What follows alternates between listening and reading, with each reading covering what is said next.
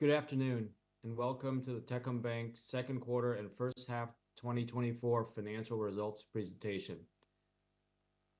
Today is our first ever analyst presentation in the Techcombank Ho Chi Minh City Tower on Lê Duẩn, coinciding with the bank's increased focus in the southern market, where we see great potential for achieving the same market position as we have in the north. We hope to host more APs here in the coming quarter. As this event is being broadcast, we would like to remind those of you in the live audience to please put your mobile devices on silent. Today, Jens Lottner, CEO, will begin with opening remarks, and Alex Becaire, CFO, will share more details of the financial results and business updates, followed by a question and answer session. Jens and Alex will present in English with live Vietnamese translation available via a separate link. As usual, there will be another call in Vietnamese tomorrow for retail investors. Today's presentation and Q&A will last around 90 minutes. With that, I'll turn it over to Jens to begin the presentation. Good afternoon, everyone, and thanks for joining this quarter's analyst call. As usual, what we will do is just give a short summary of the quarter, and then Alex will go in detail and through some of the numbers, and then this will be followed up by some Q&A. So if we take the highlights, I think most importantly, it's fair to say that this was another very, very strong quarter. And our overall and total operating income grew by around 38% year on year. And again, all of this was driven by every single component. So we have seen strong growth in NII, NFI, as well as other income. And given the fact that we had our cost and provisions all relatively well under control, PBT rose roughly at the same amount of around 38%. And so again, and of course, there was a low base last year, but still the overall CI ratio of 28% is probably market leading. And return on assets stand at 2.6%. That is roughly in line with the last quarter. CASA has come down a little bit. The overall amount is actually still pretty much the same like what we had beforehand. And some of the decreases were rather coming from the fact that we really grew our TD base very, very quickly. And at the same point in time, and we actually also see the success of our auto-earning product, given the fact that auto-earning and the balances of the auto-earning modules in our CD Biolog are rather short-term and funding elements at relatively low cost. If you would actually put this together, our CASA ratio, if you really take current account, savings account, would still be above the 40% mark. NPLs have increased a little bit, but again, still very much within the guidance of what we have given at the beginning of the year and maintained through the last analyst presentations. Overall, we believe, given the fact that the special mention loans actually have come down, that this level is well under control and can be maintained. And then last, CAR, as you've seen, is actually increasing despite the fact that we started to pay dividends for the first time over the last 10 years. And as we said, we believe we are actually in a very good place to maintain our growth momentum on the credit side while still maintaining very, very strong CAR and still being able to pay the dividends. And again, I will probably come back to that a little bit later. So overall, again, very, very strong quarter for the bank.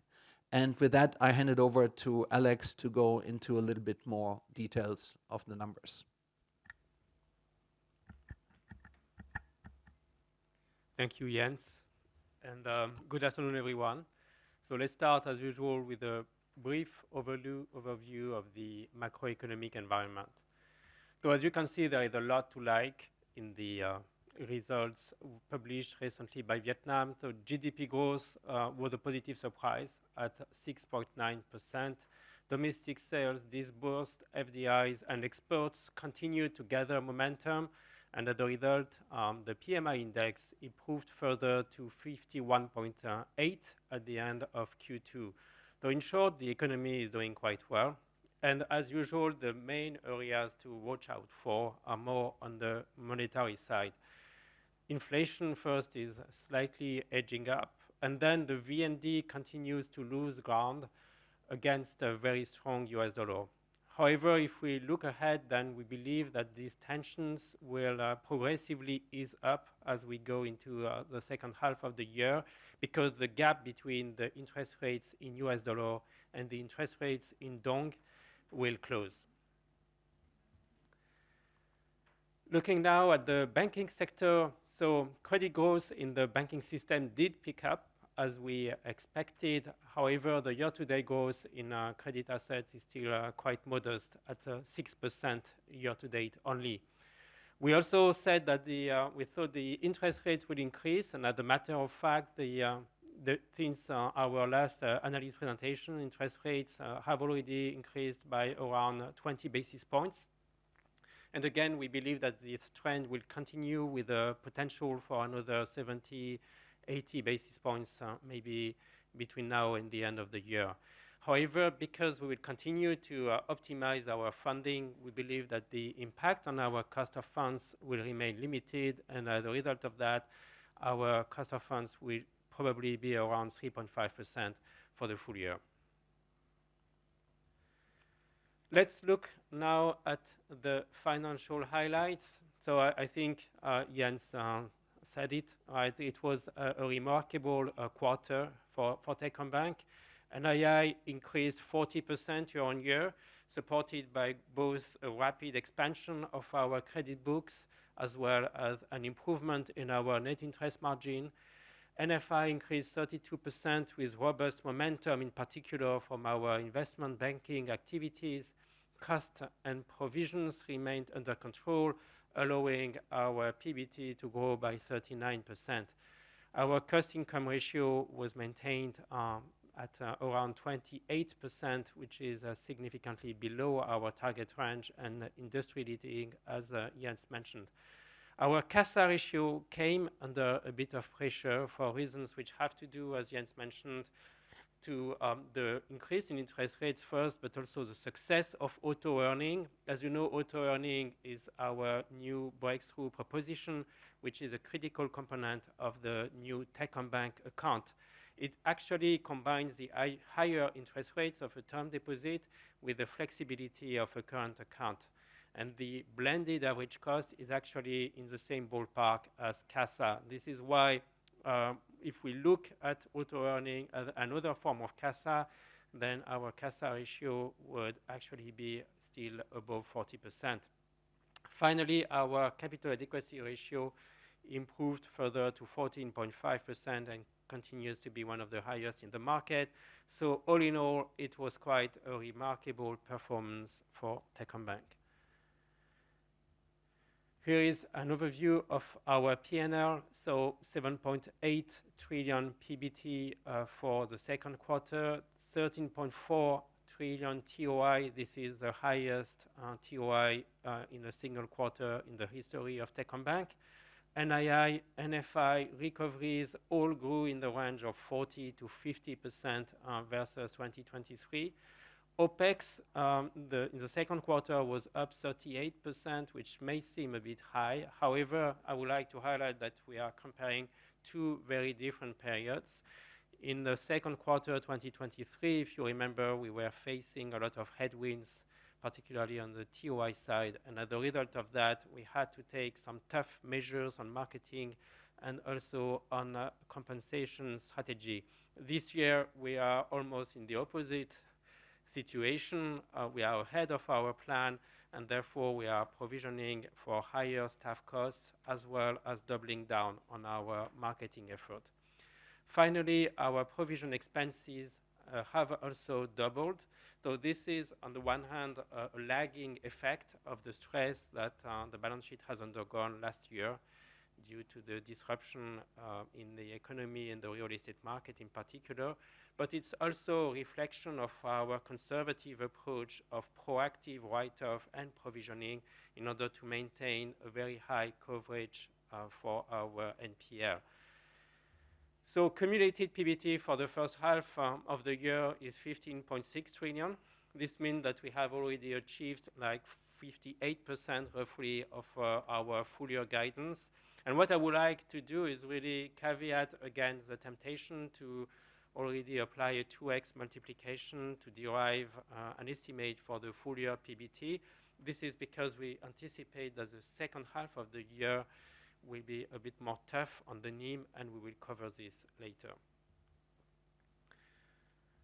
Let's look now at our NII. So we continue to expand our balance sheet at an accelerated pace. The increase in interest earning assets reached 26% at the end of the second quarter. We grew our deposits roughly by the same quantum, 26%. You can also see that there has been a very significant increase in certificates of deposits, which reached 67 trillion at the end of Q2. This is the backbone of our auto-earning proposition, which I referred to earlier, and this is what helped support the reduction in our cost of funds. On rates, we are seeing essentially a continuation of the trend we had in the first quarter. This means that actually the asset yields have continued to decline in the context of a very intense competition between credit institutions because of the very slow asset growth in the market. However, at the same time, our cost of funds has gone down even faster, which explains why our NIM actually improved this quarter from 4.3% in Q1 to 4.6% in Q2. However, as I mentioned, we anticipate a change of trend from the third quarter. This is because we don't think that the competition between the banks will go away. So that means that essentially the asset yields will continue probably to decline. But at the same time, we will no longer benefit from the lower cost of funds, and we should, on the contrary, start seeing a little bit of upward pressure on the cost of funds. We'll come back to this later. Looking now at lending balances in more details, I think the key highlight for me is the progress we made this quarter on segment diversification. So as you can see, retail loans increased 7% quarter on quarter, while corporate loans increased at a lower pace of 4%. And the chart on the right-hand side also showed that we continue to shorten the duration of our assets. So this is because we are pivoting our corporate books more toward short-term working capital loans, but also a deliberate strategy to give us more flexibility in a context where interest rates are still very low. This is another slide on credit exposures. So the same comment, right? I think we're starting to make real progress on diversification. Firstly, on sector diversification, you can see that if we focus on corporate exposures, then real estate assets grew only 2% quarter on quarter, whereas the total corporate exposures grew by 4%. And then within the retail books, the proportion of mortgages went down actually to 73%. And we started to see a very fast growth in margin lending, home equity loans, and loans to micro SME customers, which together represent now around 60% of total retail exposures. So I would like also to stress again that diversification is one of the top priorities of the management of Techcombank for 2024, and therefore we will aim to continue to show further progress in diversification in the second half of the year. Looking now at the real estate value chain in a bit more details. So as you can see, the volume of new mortgage disbursements confirms essentially the continuation of the recovery of the real estate market. We recorded in the second quarter of the year the second highest volume of disbursements since 2021 for mortgages. However, the recovery is not evenly distributed. So we have a very hot market in the north. And then in Ho Chi Minh City in particular, the activity is still a bit slow, particularly for low-rise. We can, however, clearly see a path to a stronger recovery in the south. It would be either because the prices in the north will progressively catch up with the prices in the south, or it would be because the planning authorities in Ho Chi Minh City will start to take more prompt and rapid planning decisions.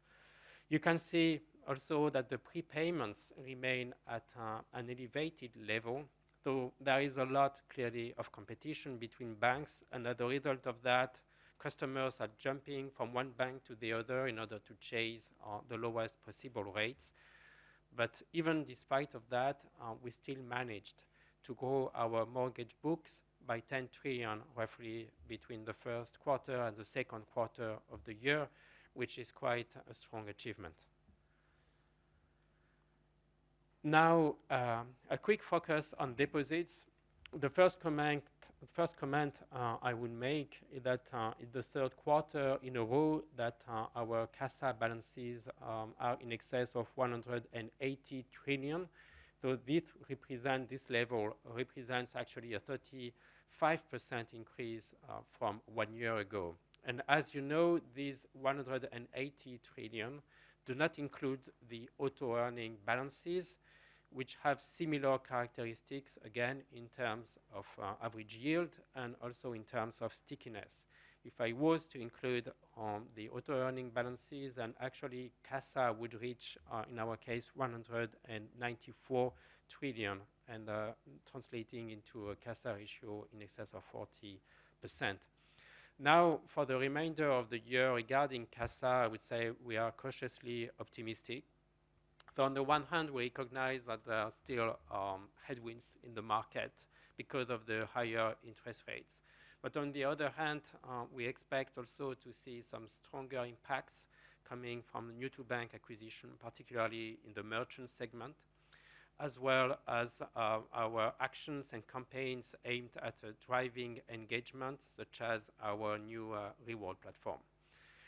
Overall, the average deposit yield decreased by a further 40 basis points during the second quarter to 2.5%. We should see, as I mentioned, the opposite trend going forward due to the higher interest rates in the market. However, again, the impact on the cost of funds of the bank should remain moderate.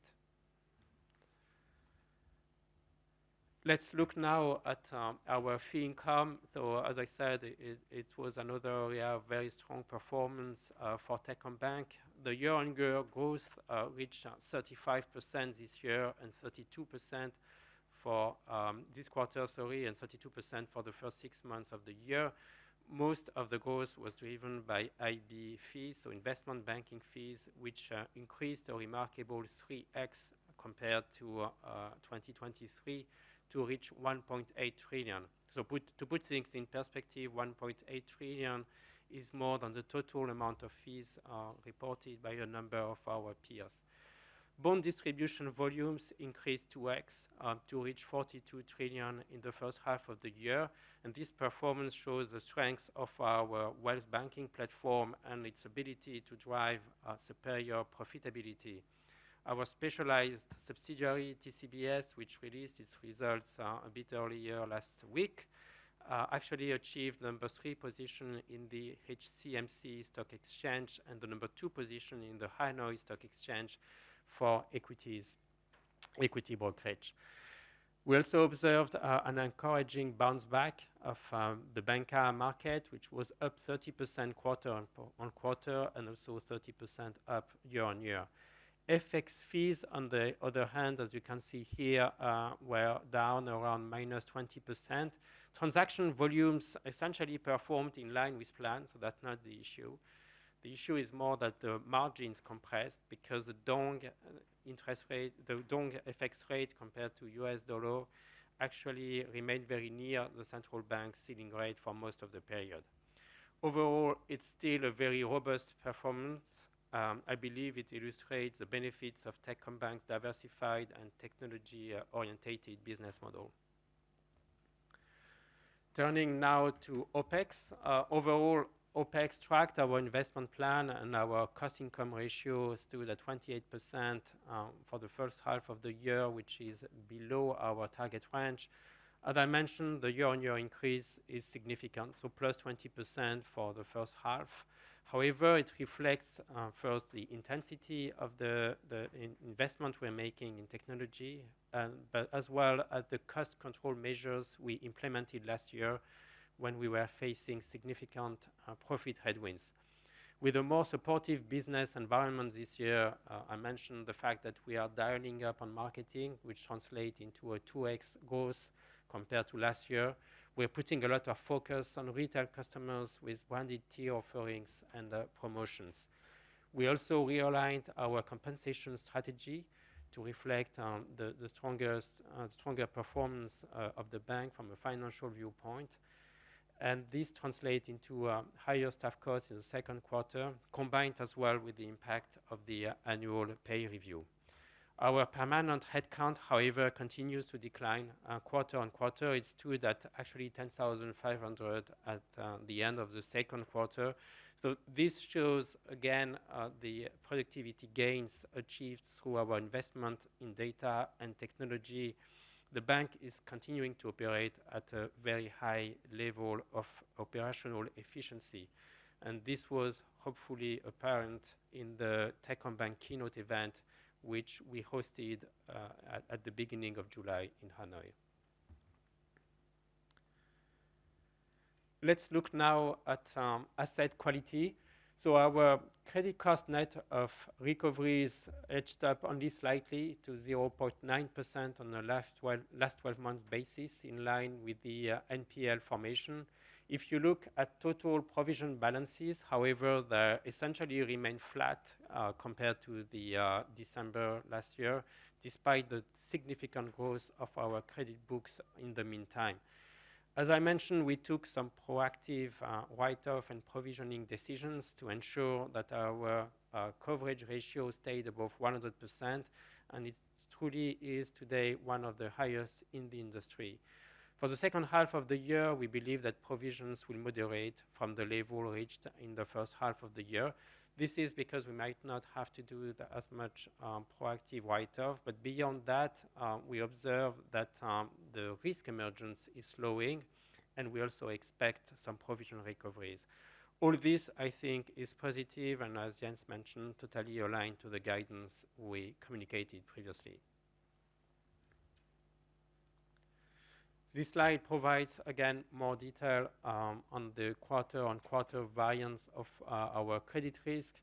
So special mention loans went down quite drastically this quarter, so it was very positive to see that from around 6.2 trillion at the end of Q1 to 4.9 trillion at the end of Q2. So this is a result of successful workout of our customers moving back to current or bucket 1, but also a slower emergence of bucket 2 in the quarter. NPL balances inched up, but remained within our target range. Organic NPL was 1.08% at the end of June 2024. New NPL formation, I have to admit, was a bit on the high side. However, it should moderate going forward because of the lower balances of bucket 2 assets, as I mentioned earlier. Finally, the chart on the left-hand side gives you an idea of the amount of additional write-off that we book in the first and the second quarter for a total of 1.2 trillion. So if you exclude these additional write-offs, then you can see that actually the true underlying specific provisions were probably around 800 billion per quarter and stayed essentially stable during the period. Like in the previous quarter, I'm also providing some additional insight into the health of our credit books. Overall, you see the provision remains quite strong across most metrics. There is clearly a higher proportion now of our assets which yield less than 8%, and it's purely a consequence of the lower interest rates in the market. And as a matter of fact, most of the mortgages that the banks write in the market at the moment have a yield below 8%, which explains the increase of the proportion of assets below 8% customer rate. Turning now to capital and liquidity. So our capital adequacy ratio increased further to 14.5% at the end of June. And this despite the payment of around 5 trillion in cash dividend, which was the highest cash dividend from any bank in the market. We made good progress also in the optimization of our RWAs, and we anticipate that there is further opportunities in this space. On liquidity, funding from customers further increased to over 73% at the end of Q2. Our short-term funding to medium-long-term ratio improved further to 24.2%, which is one of the strongest in the market. Finally, a glimpse into how our performance compares to our peers. Overall, we continue, as I think it's fair to say, to significantly outperform the market across most metrics. We will turn now to the guidance for the rest of the year. So the forecast for the world GDP growth continues to be revised upward, which is a good thing. So it stands now at 3.3%. It was at 2.8% in the previous quarter.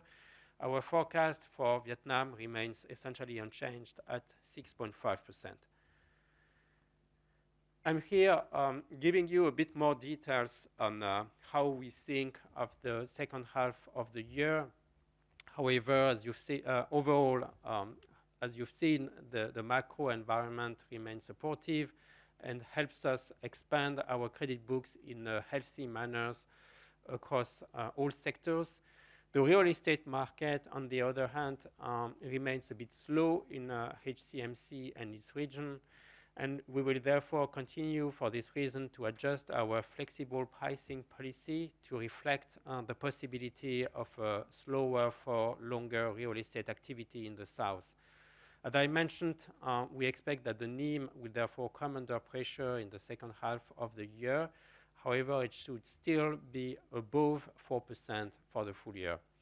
There is no change to our full year PBT guidance. It is because actually it was already based on relatively conservative assumptions regarding the real estate market. And given the very strong results in the first half of the year, we maintain our view that we will achieve and most probably exceed our PBT guidance for the full year. Finally, on credit risk, the special purpose vehicle construct and the flexible pricing policy mean that we have a lot of control over the cash flows of the projects. This is the reason why, as I've mentioned several times, the impact of the real estate stress is not that much seen in our provision as it is seen in our NIM. Without the flexible pricing policy, our NIM today would probably be in excess of 5%. Finally, we will push ahead with the diversification of our credit books. As I mentioned earlier, this is one of the top priorities of the management of this bank for the second half of the year. So this leads us now to the final summary of our guidance for the remainder of the year. Credit growth will be in line with the quota we will receive from the central bank. Currently, it's around 16%. However, we anticipate that we might receive a bit more. Cost of funds, as I said, should be around 3.5% for the full year. Our CASA ratio should improve in the second half of the year for seasonal effects, as well as on the back on new-to-bank acquisition and engagement campaigns. Our net interest margin will probably start to decline from the third quarter. However, it should remain above 4% for the full year. NII in the context should grow around 20% or more.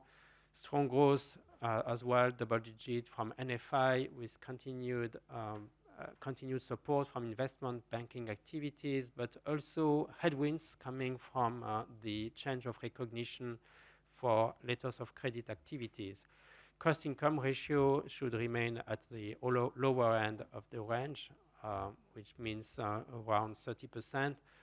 We should see some improvement in our NPL which should, however, remain more or less in the same ballpark, around 1.2%, as we've seen so far. And finally, there is a potential for significant moderation in our credit costs for the second half of the year, and therefore we expect a cost of risk of around 1% in our base scenario.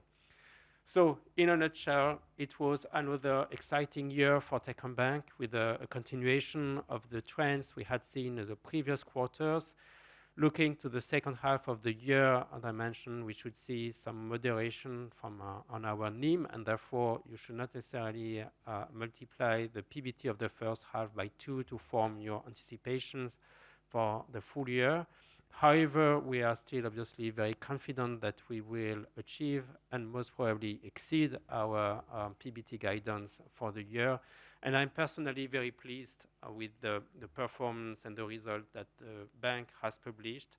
They are very strong across most metrics, and they prove the benefits of the ambitious investments we have made into talent and digital technology. This is what allowed Techcombank to be the first bank in the history of Vietnam to win the same year all 3 major financial awards from Euromoney, Global Finance, and Finance Asia. So the future looks undoubtedly exciting. This concludes my presentation, and we will now turn to questions. Thank you. Thank you, Alex. Jumping right into the Q&A. The first question is for Jens, our CEO.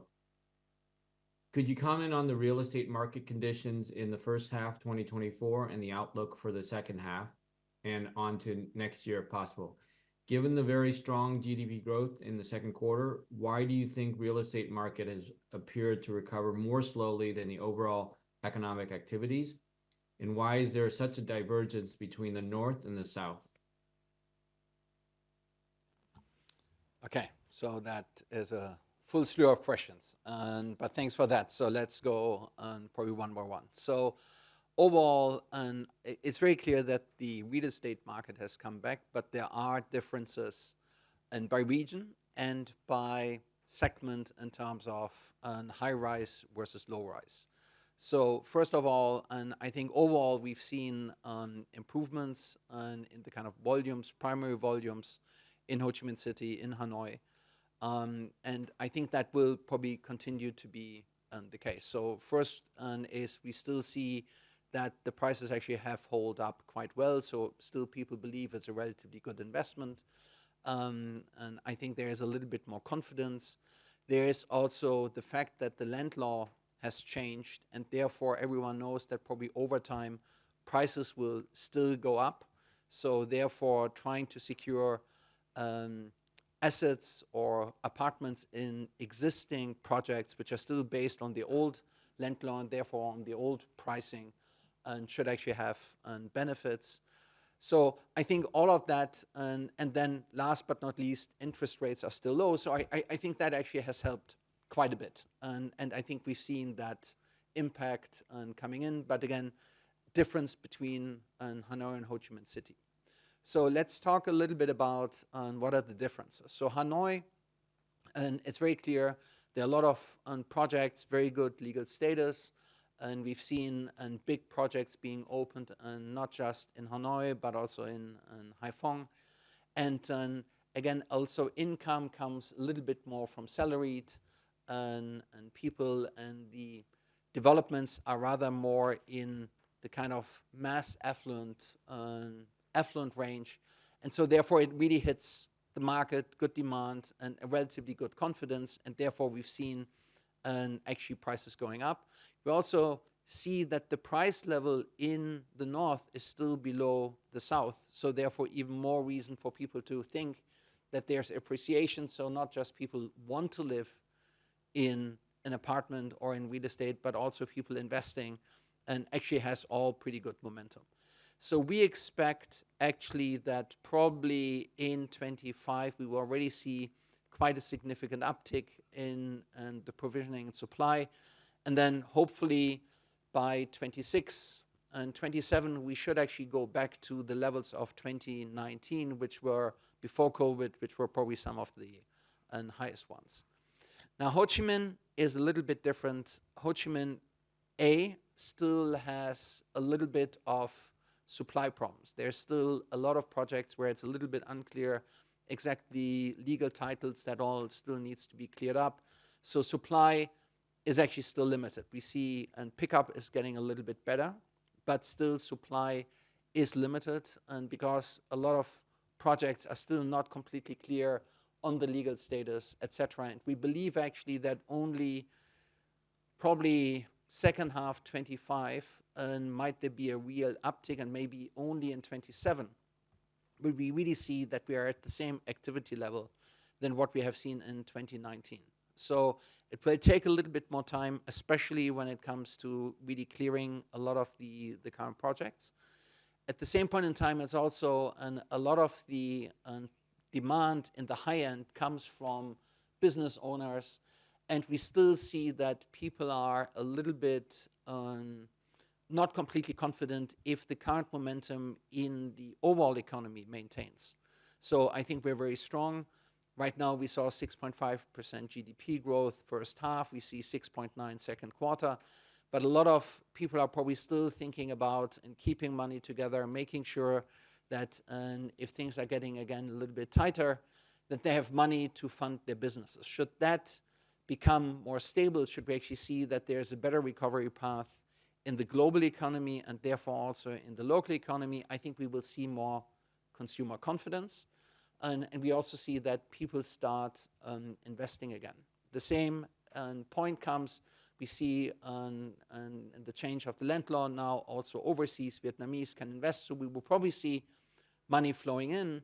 But right now, and with the dollar basically still going up, maybe people are a little bit afraid, is there depreciation and all of that? So there's still a little bit of reluctance to really go all out on real estate. So we believe that only happens second half 25.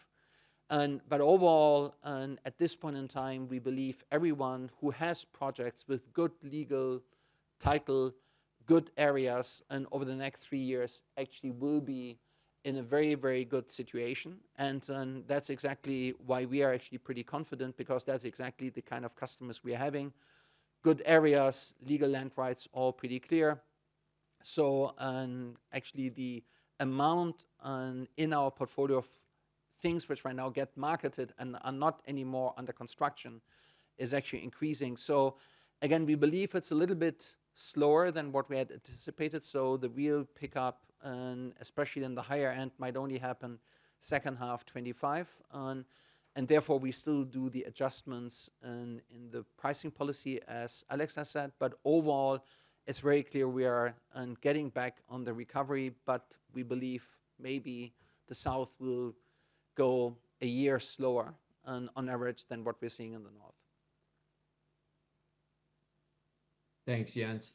Next question is for Alex. How is the bank's asset quality being affected by recent real estate market developments? And then could you also comment about the other sectors and segments?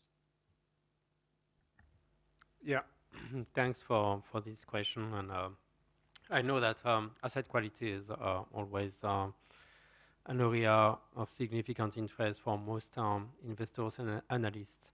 So as I mentioned earlier, the early indicators or leading indicators are relatively favorable, right? Because you looked at the bucket 2 balances, so delinquent assets, and you see that the balances went down in the quarter from 6.1 trillion to 4.9 trillion. So this means that if things continue with this trend, then the NPL going forward will be lower.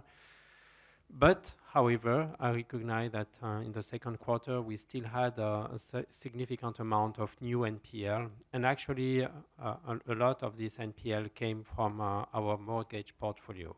So you can, in a certain way, attribute that increase to the context in the real estate market that Jens just shared. Regarding now the other sectors, actually the delinquency and the NPL is relatively limited. We have some one-off, I would say, issues in our portfolio, like recently in our FMCG portfolio from companies which were impacted by the devaluation of the dong. However, there is no, I would say, structural pattern. And then addressing the question, which is around should we expect an impact from the relatively slow activity in the south on credit quality? I would like to reiterate the fact that at this stage, the impact will be more on the net interest margin than on the cost of risk. And this is because of the flexible pricing policy, which will allow us to control the cash flow of the projects and ensure that they can meet their financial obligations. So that's how I would summarize the position. So favorable leading indicators and a cost of risk and NPL, which is continues to be tightly controlled by the bank thanks to the flexible pricing policy. Thanks, Alex. Next question is also for Alex. Could you share more details on the credit demand by sector and by segment, and what is the implication for Techcombank's diversification strategy? Yeah, very good question. So as I mentioned, it's one of the top priorities of the management for 2024. If you remember, we already explained this objective, presented this objective in 2023, but we also explained that it would take some time for us to be able to implement this diversification, but because we also had to continue to support our customers, ensure that the projects we had financed could progress to completion. However, we made some progress in the second quarter, so we managed, for example, to grow our retail balances faster than our corporate balances, 7% versus 4%. And then within our corporate exposures, actually real estate assets only grew 2%, whereas other sectors like FMCG, automotive, grew in the range of 5 to 15%. So it's only the beginning, but it's encouraging, and we will look to push further in the second half of the year. So far, I would say I'm very pleased with the capacity that the bank, and particularly the corporate bank, has shown to originate assets outside of the traditional area of strength of the bank, which was the real estate value chain. We are one of the banks which has grown credit books at the fastest pace year to date, and we have done it in a way which is more diversified. So I think there is a lot to be happy with in this respect.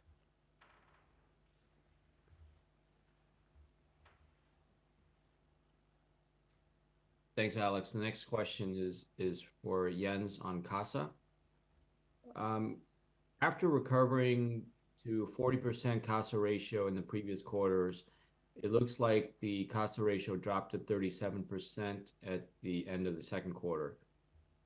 Could you help us understand what's going on there, and how confident are you in bringing CASA ratio back to 40% or more by the end of the year? Again, great question. Let me try to shed a little bit more light on this. So there are a couple of things under, under our control, and some which is a little bit more owed to the market. As we had always said, there are probably three key drivers on what brings CASA up or down. So first one is overall kind of market sentiment for investments, because a lot of our affluent customers, when they actually start buying assets and other assets, they start accumulating to a certain extent, and then start buying other asset classes, bonds and stocks and real estate. So that's one area. Then there's one area where it really is linked to businesses, and the third one is really primarily being liquidity accounts, just normal accounts in order to make sure that you actually do your transactions, your payments, and all of that.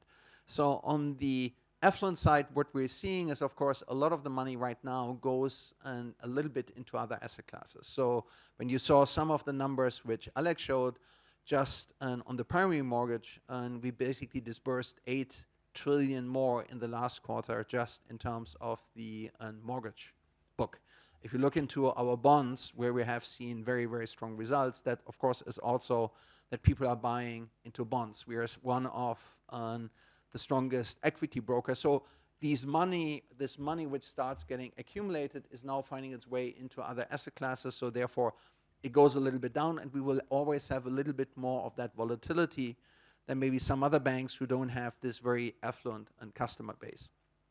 So I think there's only so much what we can do, and so therefore I think we need to focus really on the other parts. And when it comes to business who really have liquidity accounts, so merchants or enterprises, so I think that one and we actually try to increase. So we are really right now much more focused on banking with households, with merchants, and we actually see that this amount of CASA is going steadily up. And then when it comes to real transaction account liquidity accounts, and we also see that a lot of the efforts we've done over the last, 12, 18 months, when it comes to tier account, when it comes to the auto earning, when it comes to reward programs and all of that, are really getting to market. Are we kind of happy where we are right now? I think we should already be much, much further ahead. So again, I think from my perspective, we should already have cracked well above the 40%. But therefore, I'm also very, very comfortable that we will get there until the end of the year.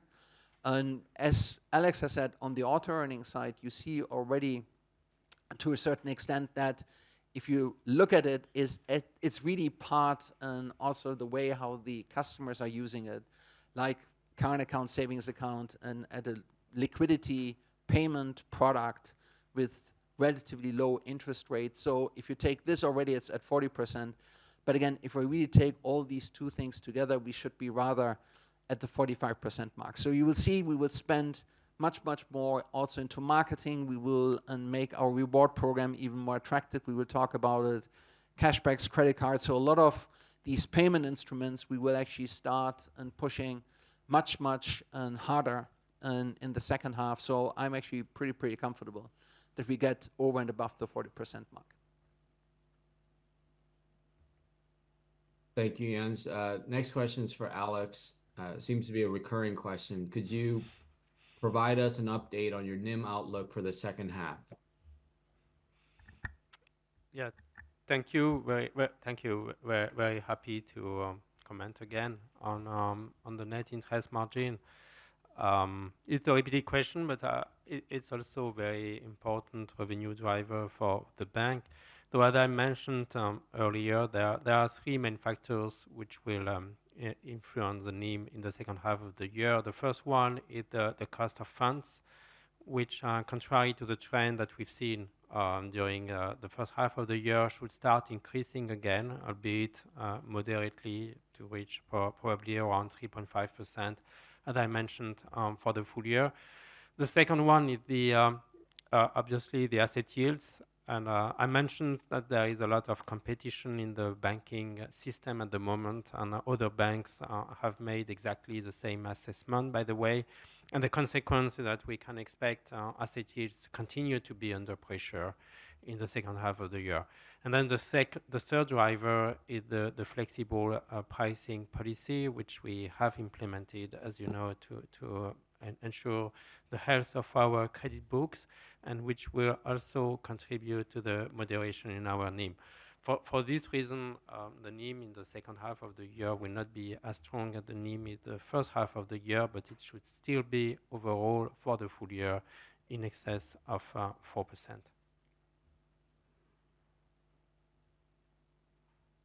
Thanks, Alex. And the next question is also for Alex. Could you give us an update on the bond market in the second quarter and prospect for the second half? And then also, when would you expect that market to be back to the pre-2022 level? Yeah, Thanks. And I also recognize that the bond market and the investment banking activities are very important for Techcombank. So commented on the fact that investment banking fees grew 3x in the first half of the year compared to 2023, and bonds played a significant part in this rebound. So if we look at the bonds originated during the first half of the year by our specialized subsidiary TCBS, then the total amount reached around 25 trillion, which is 14% higher than 2023, and gives TCBS roughly 47% market share for corporate bonds, which is quite high. For bond distribution, I mentioned the fact that the volume of primary bonds distributed by the bank's networks in the first 6 months of the year actually was up 2x compared to 2023, reaching around 40 trillion, even more than that, actually. So it is, from many angles, a very robust performance. Now, if you compare it to the prior crisis or prior to 2022, I would say it's probably equivalent, despite the fact that we are now operating in a very different market. So a lot of the things which were possible for issuers prior to 2022 crisis are no longer possible. There are some additional conditions which have been put on them, like issuing rated bonds. The self-issuance also is now prohibited, so a lot of measures have been implemented. And when it comes to the range of eligible investors, it has also been significantly narrowed. So it's a healthier market in many ways, but also a market in which, as I hope we show today, Techcombank is still able to drive some very significant profits. You also had a question for the second half of the year. So when it comes to distribution, we estimate that the volumes should be broadly in the same range as for the first half of the year. This is at least our internal plan.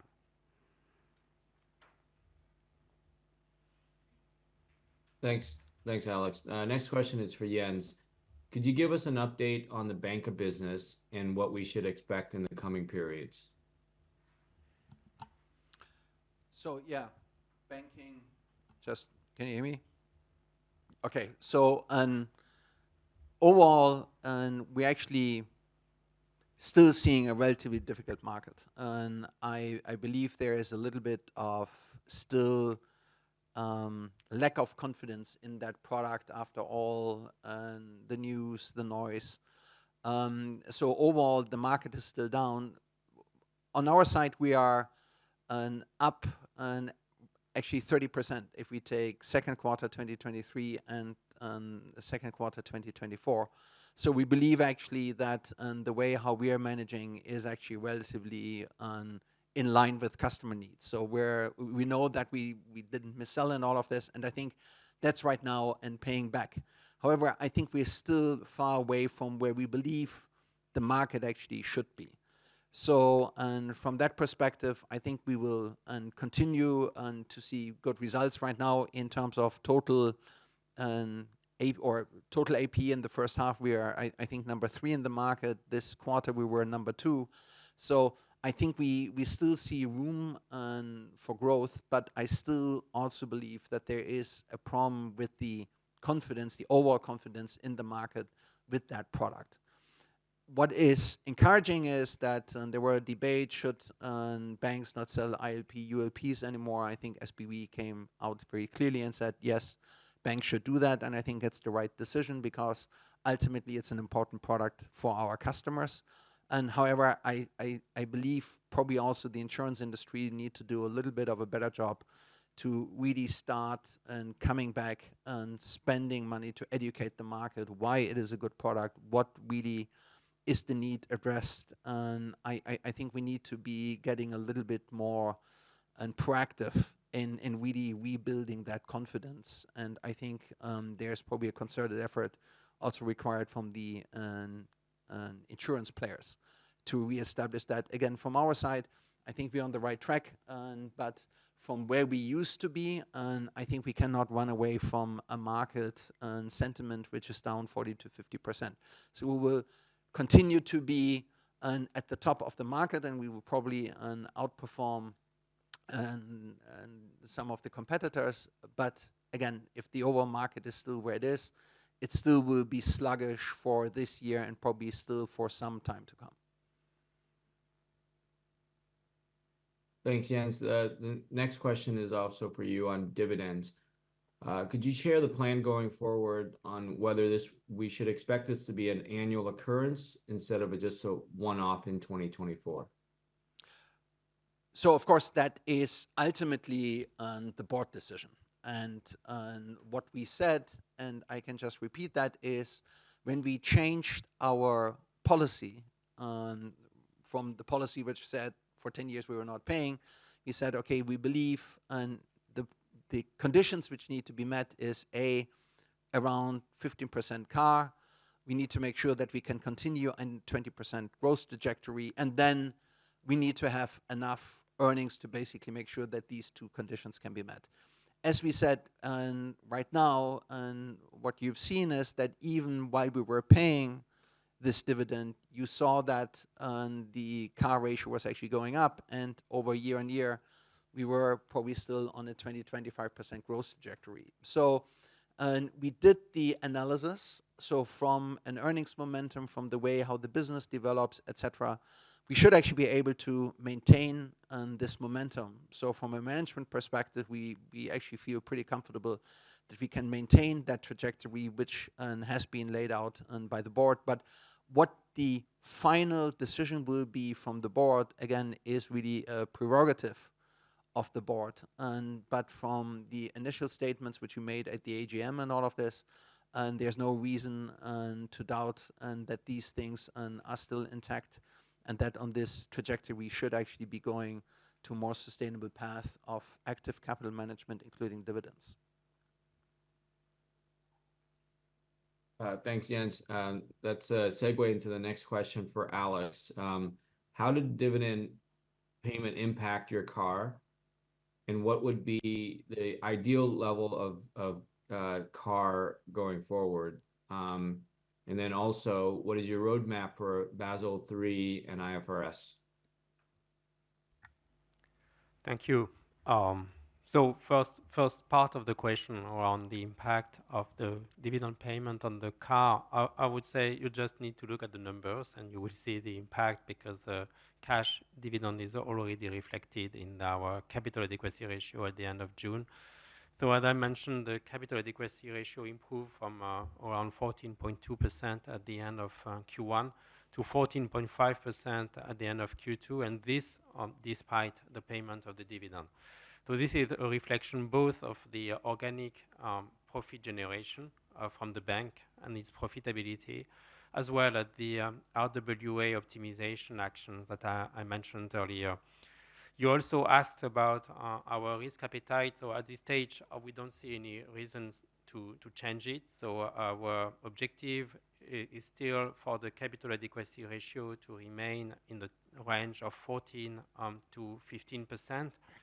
Regarding our plans for Basel and IFRS implementation, so first, we have implemented IFRS already. So we were the first bank to report our financial statements under IFRS, and if you are interested, you could consult our IFRS results that will soon be published for the full year 2023.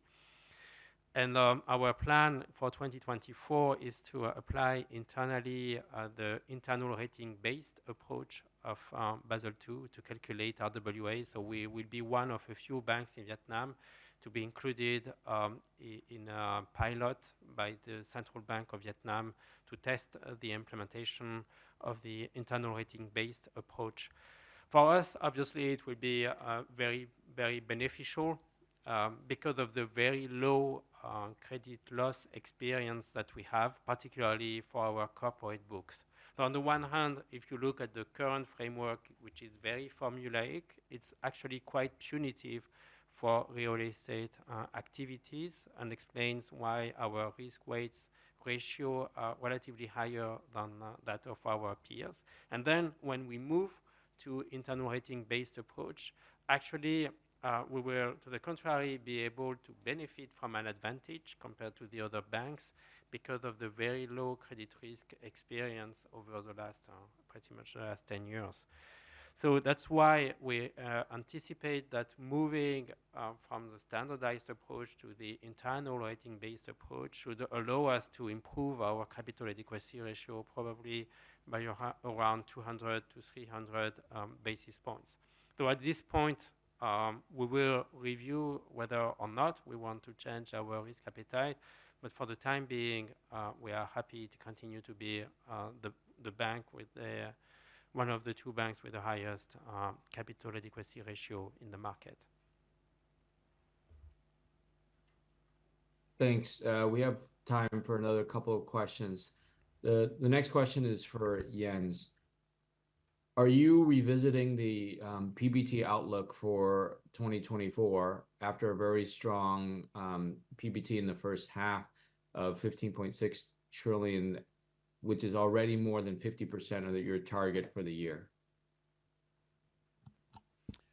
So as can you hear me? Yeah, okay. So as Alex said, what we should definitely not do is multiply the first half by 2 and then saying that's the guidance. And I think, and as we said, we still have a couple of headwinds on the NIM side, and I'm not repeating them, but we really don't know exactly how that's going to play out. We believe actually that the cost side is pretty much under control. We still, as we maintain our investment cycle, we will still see that some of the costs will be going up. As I said, we will be very, very aggressive on the marketing side in order to make sure that we see some of the opportunities we believe which exist on the CASA side, that we can really capture it. But what is a little bit unclear to us at this point in time is really what's the overall behavior in the market when it comes to credit and credit yields. And what I think we know pretty clearly is that interest rates will still be going up. All what you can see, the Fed is not moderating as quickly as probably people would have expected. So there will be pressure still on the currency, which means ultimately interest rate needs to rise. So if that not translates into also increasing credit yields, there will be squeeze on NIM for whatever different reasons. So therefore, we believe, as we said, that we can probably beat the guidance, but clearly what we also don't believe that it will just be 2 times the first half. But again, probably somewhere in there in between, and we probably will have more clear visibility in the third quarter. Thanks. And the final question is to Jens. Could you share a little bit more about what you meant in the Techcombank keynote when you said that technology may help Techcombank deliver growth faster and more profitably? And when will we start to see the impact of this? Sure. I think we've probably already seen some of that.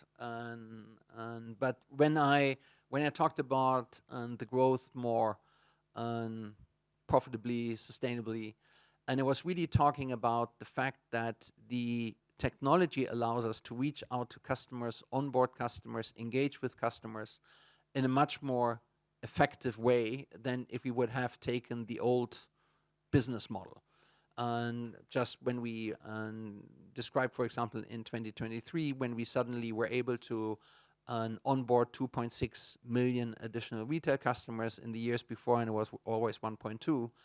And we can do this while still actually keeping our cost-income ratio very much under control.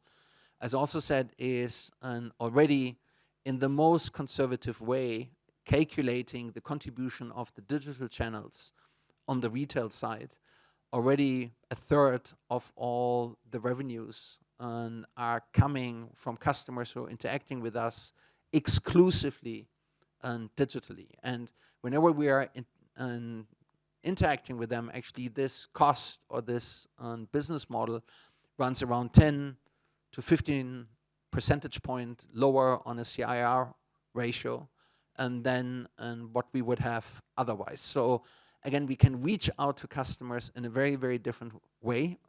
Even now, also under agent banking, we can actually probably onboard agents very, very rapidly by just putting our technology into different outlets. We can interact, engage with customers on a very personalized manner, completely based on automated experiences. And then we can run the whole thing much more cost effective.